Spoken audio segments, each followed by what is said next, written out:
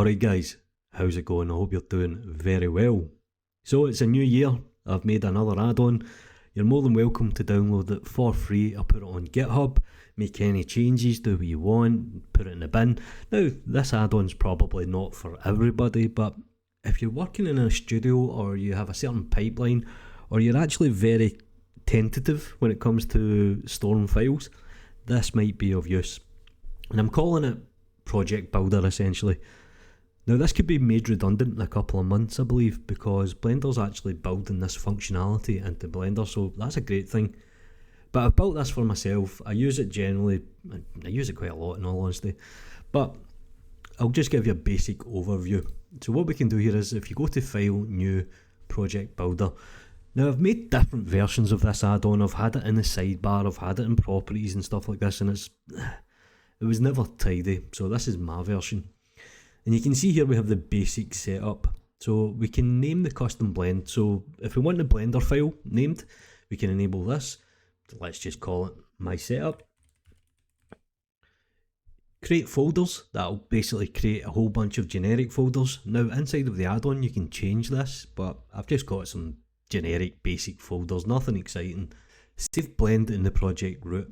Now some people just like to save the Blender file in the root folder, it just keeps things logical. If you untick this, I'll actually put it inside of a Blender folder, inside of the root folder obviously.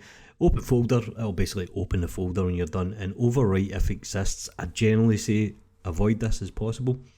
So this is your project name, we'll just call it my project, and we'll just build the project. And you can see this pops up. So bunch of folders here, and you can see here inside of the root we have my setup. Now just be careful because it overwrites the file that you're working on, which is generally why I say use it on a clean scene. So inside of here you have backup and linked. Okay, perfectly fine, nice and easy. Now I'm just going to show you the code just to give you a working example here. You'll notice the basic folders, you can change this to anything you want before you install the add-on. Same with the advanced pipeline, and we have some variants, and I'll just go through them at the moment. So we can actually use the advanced option, and you can see here advanced folder structure. If I actually take this off, you can see that we have different categories. That's what I was showing you 2 seconds ago in the notepad editor. But we'll just do advanced folder structure because that'll just give us a whole bunch of folders. You can add things like the date and time, numbering. These are good if you're working on shots and stuff like this. Use relative path. Save mode, current session, essentially what you're working in, and you have clean startup. Perfectly fine, it'll pretty much do exactly what it's done with the basic setup, but this is where I want to show you custom setup. I think it's really the selling point for the add-on, or it is in my case. So you can see here we have a config folder override.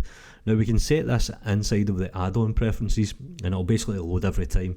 And you can see that we have a whole bunch of drop downs. Now this is essentially just a folder with a whole bunch of text files in it. So you can have as many as you essentially want. So if you've got an artist, or you've got an animator, or if you've got a sculptor, you can kind of start to build out their own pipeline. But just to give you a working example, let's just go to the full config, and this is where I find this a little bit more.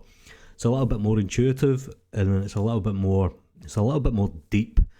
So you can see here we can name the config name, so that's essentially what shows up. Create folders, true. Open folder, true. Now most are boolean, so you can do true or false. Dry run, that's basically for testing, but you don't really need to worry about that. Where to save the main blend folder, if you want to save it inside of the root or whatever, you can start to assign where things go. Pretty much just read the text folder. There is tokens, so you can see them up here. Now one thing that I do like is obviously you can add the time, date, numbering at the start. You can load startup files, or you can tell it to do exactly if it's a current file, or you can load a template in our case. You can set the paths, output paths, stuff like this.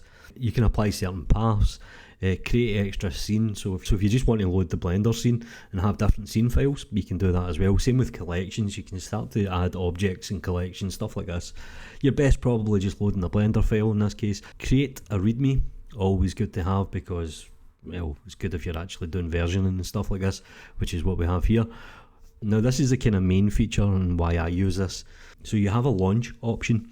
You can essentially launch an exe file. So when you build the project, you might want to launch something like Photoshop, After Effects, whatever you want. In my case it's Notepad. You can run this with arguments as well, and same with Python. Now what I'm going to do is I'm actually just going to comment this out for you. And you can run Python with arguments, so if you're working on a different pipeline or you're jumping into Houdini or whatever, you can basically run Python. And pretty much the folder setup's nice and easy. All you do is put your text in, /link, and that's it. And that's the advanced mode. Now, what I've done here is I've added in a couple of config files, minimum config, pipeline config, studio config, and it just gives you examples of what you can use.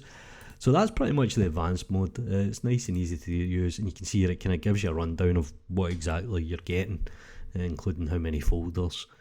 But like I said, most people, they'll probably just use basic, if you even use the add-on at all.